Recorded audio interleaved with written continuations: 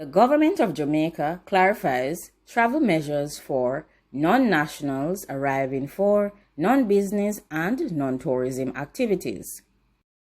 According to Jamaica House, non-Jamaicans arriving in the island between the period June 15th to June 30th, 2020, who are not tourists or traveling for business will be tested. The country's borders reopened at midnight to non-Jamaicans who will be allowed to enter the island under an outlined set of measures.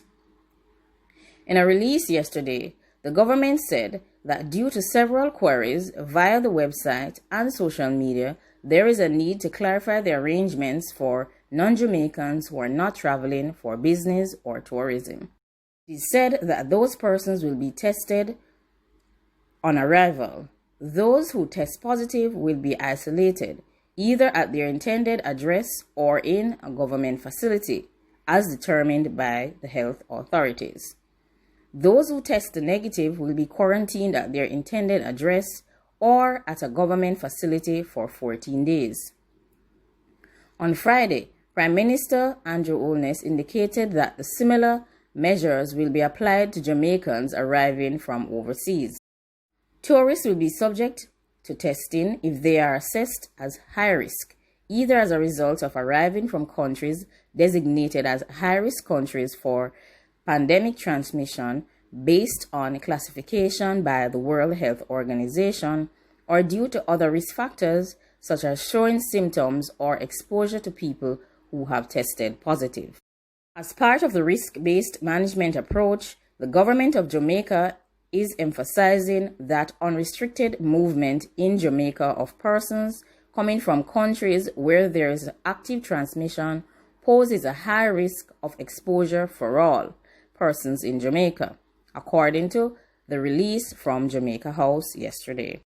It was previously stated by the Prime Minister that tourists will only be subject to testing if they are assessed as high risk. Visitors from North America, the United Kingdom, Central America, and South America are classified in this category.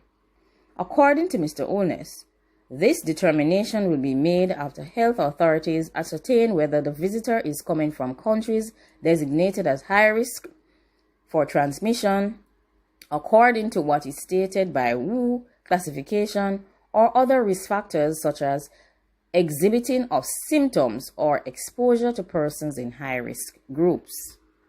Persons assessed as high risk will have their samples taken at the airport or other designated facilities and will await their test results at their hotels or resorts under the stay-in-zone measure. The first test is negative. They would remain under the stay-in-zone measure. If the test is positive, however, they would be isolated, either at the hotel resort or in a government facility as determined by health authorities. Holness has stated that tourists not assessed as high risk will be allowed to go to their hotels or resorts under the stay-in-zone measure, under which they are required for the duration of their stay in Jamaica to remain within the pandemic resilient corridor, which spans West End Road in Negril and continues along the North Coast Highway to Port Antonio in the east.